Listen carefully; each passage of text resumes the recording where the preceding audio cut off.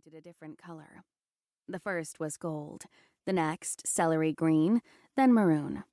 Past that, all I could see were windows. Several other doorways opened off the reception area. I assumed they also led to their own lineup of rooms, like the limbs of a starfish. The sanatorium had been built by Roger Humboldt, a wealthy landowner, back in the early 1900s. It was a ridiculously large home for a family of 5, but that's what the rich did with their money in those days. These days, too, I guess. Humans feel the need to dress to impress, which often extends to their abodes, probably due to their lack of fur and feathers.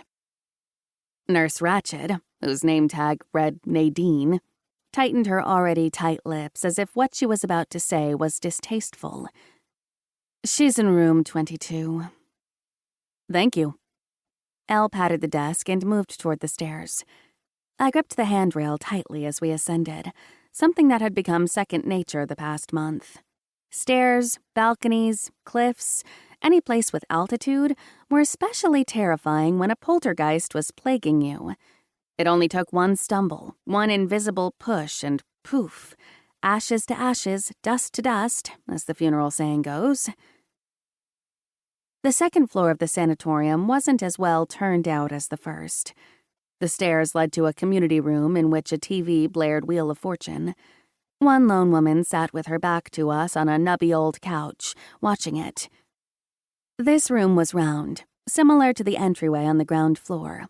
It also had 5 hallways branching off it. Elle paused, glanced at each opening, and rubbed his chin. "The one on the right?" I suggested. He gave a half shrug and headed in that direction. There were 6 rooms in the right-hand hall, numbered 1 through 6. We returned to the community room and tried the next hallway. If Feldman Sanatorium had a logical layout, the next series of rooms would have been 7 through 12, but they weren't. They were numbered 10 to 16, which made no sense at all. The next corridor held rooms 7 through 9 and 17 through 19. Elle's brow furrowed in frustration when he returned to the community room. Who numbered these things? Maybe we should ask her where 22 is. I nodded at the woman on the couch, still obviously engrossed in her game show. "There are only 5 hallways," he said. "Let's not bother her. Your mother's room could be on the next floor." He opened his mouth to argue, but I'd stopped listening. I didn't want to search the entire building for Eleanor, and it wasn't because I was lazy. I felt like I was invading people's privacy. The first hall we'd walked down, there'd been a white-haired woman laid out on her bed asleep, mouth wide open. Down the second, a man sat in a window staring at the world with such a look of defeat on his face, I felt as if I'd seen into his soul, and it wasn't pretty. Wandering around just didn't seem right. I stood behind the couch, so I couldn't see the face of the woman who sat there. She might be dozing, but I decided to take a chance. "Excuse me," I said.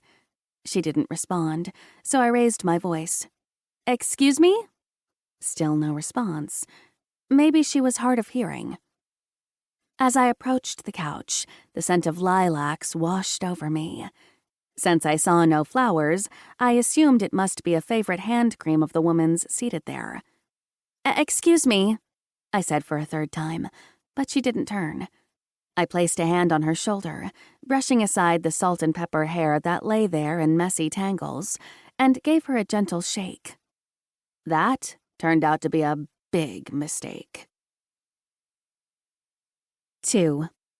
DOA. The next thing I knew, a surge of anxiety rose inside me, and the fingers of my right hand twitched violently. "Imogene." Elle sounded concerned. "Are you all right?" I gave myself a mental once-over and blinked twice. "Yeah, I think so." "What happened?" "I don't know." But I was afraid I did. I stared at Elle. "Where is she?" I whispered. "She?" "The woman on the couch," I whispered, although I was fairly sure she wouldn't have heard me if I'd shouted. A startled expression crossed his face when he saw, or didn't see, the woman in question. She'd fallen over and disappeared from view.